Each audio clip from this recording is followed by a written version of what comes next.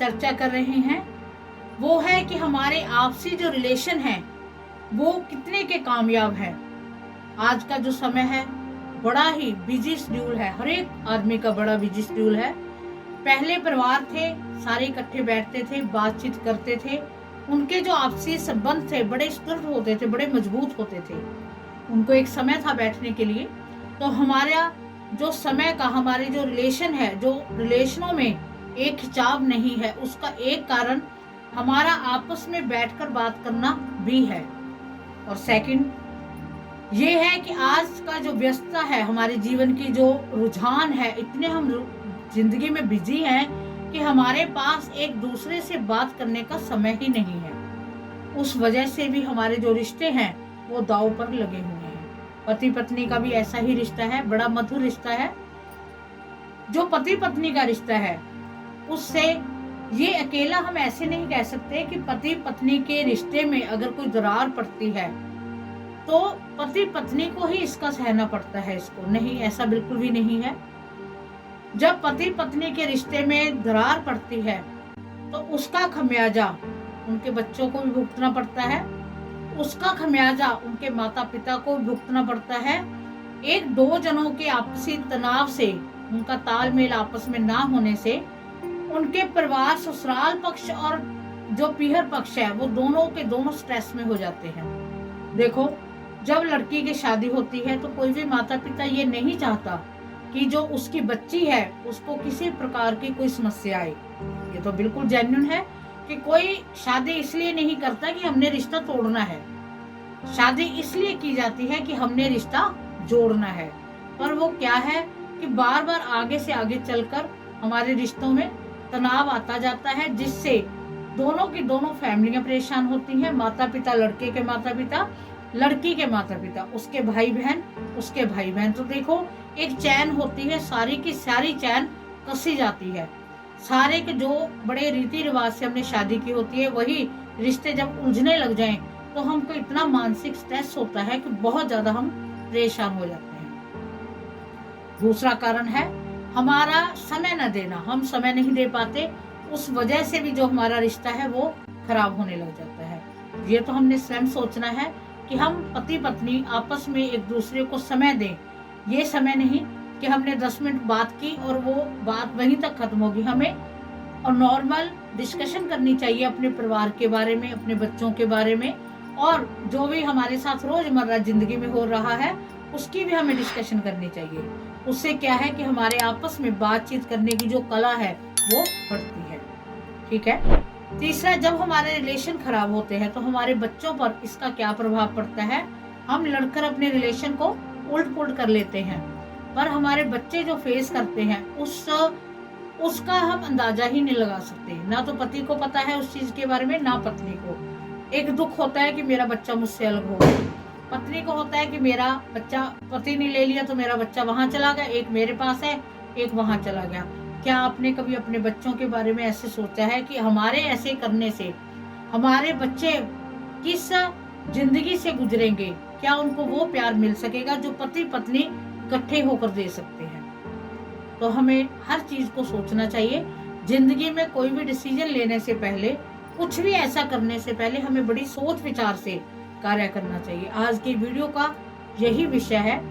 हम छोटे छोटे उपाय करेंगे, छोटी छोटी ऐसी बातों का ध्यान रखेंगे जिससे पति पत्नी का जो आपसी तनाव है वो तनाव खत्म हो जाए। मैं हर रोजमर्रा आपकी जो लेकर आती हूँ, जो हमारी रोजमर्रा की जिंदगी में छोटी छोटी सी प्रॉब्लम्स हैं जो बड़ा विराट रूप धारण कर लेती हैं, जिनका हमें सोल्यूशन नहीं मिलता, उनका हल लेकर आती हूँ। तो आज इसी का हल मैं लेकर आई हूँ कि अगर पति पत्नी में आपस में तनाव है, पति पत्नी की आपस में नहीं बनती, पति पत्नी का आपस में झगड़ा है, तो उसका निपटारा कैसे किया जाए। क्योंकि हमने अपने बच्चों का फ्यूचर देखना है। अगर हम यंग हैं, जो माता पिता हैं आज वो यंग हैं, आज उनको नहीं महसूस हो रहा कि हम अगर अलग होते हैं या अपने बच्चों की सपोर्ट लेते हैं तो हमें इसका कोई असर पड़ेगा। बट आने वाले समय में जब कहते हैं कि बुढ़ापे में पति पत्नी ही एक दूसरे का सहारा होते हैं, तो हमने अपनी जिंदगी को उस बुढ़ापे की तरफ लेकर जाना है जहां हम इकट्ठे रह सके, ना कि एक दूसरे से संबंध को तोड़ना है। तो मैं चाहती हूँ कि सभी अपने रिश्ते को सुदृढ़ बनाएं और जो मैं छोटे छोटे से उपाय बताने वाली हूँ उस उपाय को अपनी जिंदगी में यूज करते जाएं। अगर आपका रिश्ते में कोई प्रॉब्लम नहीं है तो आपके रिश्ते और मधुर हो जाएंगे। अगर आपके रिश्ते में कोई समस्या है तो वो समस्या आपकी अंत हो जाएगा। तो एक और कारण होता है कि हमारी जिंदगी में जो पति पत्नी है, जब तीसरा कोई बीच में इंटरफेयर कर लेता है तब वो रिश्ता उलझ जाता है। तो जब तीसरा हमारी जिंदगी में कोई भी है, चाहे वो पति के साथ है या पत्नी के साथ है, जब वो आएगा उसको आपके बच्चों से कोई लगाव नहीं होगा, आपकी फैमिली से कोई लगाव नहीं होगा, चाहे वो पति के साथ है चाहे वो पत्नी के साथ है। उसने आपको सिर्फ आपको यूज करना है, आपको ही उसने देखना है भी, बस उसको किसी से कोई लगाव नहीं। जब आपकी जिंदगी को पूरा वो खराब कर देगा तब वो आपकी जिंदगी से निकल जाएगा। यही जिंदगी की सच्चाई है, हमें इस सच्चाई से भागना नहीं चाहिए। तो चलो अब हम उन छोटे छोटे उपायों के बारे में बात करते हैं जो हमें रोजमर्रा की जिंदगी में करने चाहिए, चाहे आपकी प्रॉब्लम है या नहीं है। सबसे प्रथम, आपने अपने बेडरूम में शीशा नहीं लगाना। ठीक है, अगर आपके बेडरूम में शीशा है, आपका एक ही रूम है, आपके बेडरूम में शीशा है तो कोई बात नहीं। आपने रात को सोने से पहले उस शीशे को किसी चीज से ढक देना है। सबसे पहला कार्य आपने ये करना है। ठीक है। सेकेंडली, आपने सोने से पहले अपने रूम में कपूर की टिक्की अवश्य जगानी है। इससे पति पत्नी के जो रिश्ते हैं वो मजबूत होंगे। तीसरा, मंगलवार के दिन आपने अपने पति का नाम लिखकर, अगर पति से आपको लगता है कि पति का खिंचाव कम हो गया है, मैं वीडियो बनाने का मेरा यही मकसद है कि मुझे बहुत मैसेज आए हैं कि हमारे घरों में ये प्रॉब्लम है, इसीलिए ये मैं वीडियो आज स्पेशली इस टॉपिक पे बना रही हूँ।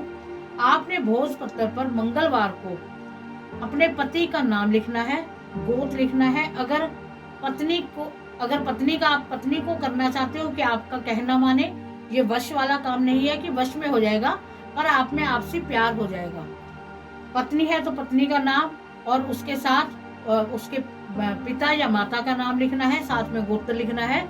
अगर पति का लिखना है, पति और पिता का नाम साथ में गोत्र लिखकर आपने 21 बार भगवान वीर हनुमान जी का मंत्र बोलना है, ओम हन हनुमते नमः। उस मंत्र को बोलते हुए उस भोज पत्र को आपने फोल्ड कर लेना है और उसको आपने शहद की शीशी नहीं लेकर आनी है, उसमें डाल देना है और उसे बंद करके पूजा स्थान में, कहीं ऐसा पूजा स्थान में रखे जहां आपको बार बार उसे दिखे ना, मतलब थोड़ा सा ओझल हो, हर एक को टोके ना कि ये क्या पड़ा है। आप देखना आपके संबंधों में मिठास आ जाएगी, बहुत मिठास आ जाएगी। जैसे शहद मीठा होता है ऐसे ही आपका जो संबंध है वो मीठा हो जाएगा। और इसके साथ आपने अपने पति के तकिए के नीचे सिंदूर रखना है और अपने तकिए के नीचे आपने कपूर रखना है। कपूर को सुबह जगाना है। जो सिंदूर है उसको या तो आप बाहर फेंक दीजिए, थोड़ा सा सिंदूर अपने बेड पे छिड़क भी देना है, या फिर आप तिलक लगा लीजिए उसका। वो आपके लिए आप देखना अति प्रभावित आपके पति होंगे, बहुत आपको सुख समृद्धि मिलेगी। और जो पति चाहते हैं कि उनकी पत्नी उनका कहना माने, उनके अनुसार चले, उनकी पत्नी अनुसार मतलब कोई गलत तो काम कराना ही नहीं होता, अनुसार मतलब आपस में अच्छी इंटीमेसी हो, तो वो माँ लक्ष्मी के चरणों में सिंदूर चढ़ाकर उस सिंदूर से पति अपनी पत्नी की मांग में थोड़ा सा शुक्रवार को लगा दे, तो इससे आपस में अटूट प्यार बनता है। देखो ये कोई छोटे छोटे से उपाय हैं। इन उपायों से कोई ऐसे नहीं कि आपको कोई किसी चीज की दिक्कत आएगी, उल्टा आपको इससे आपके घर में सुख समृद्धि आएगी। आपके बच्चे आपसे संस्कार सीखेंगे कि हमारे माता पिता जैसे रहते वैसे ही हमने रहना है। क्यों, आज का जो मॉडर्न टाइम है वो टाइम ही ऐसा है कि कहीं भी किसी को कोई इंटीमेसी नहीं है, इसलिए हमने ऐसा करना है जो हम बच्चों पर अपना प्रभाव डाल सकें। और इसके साथ आपने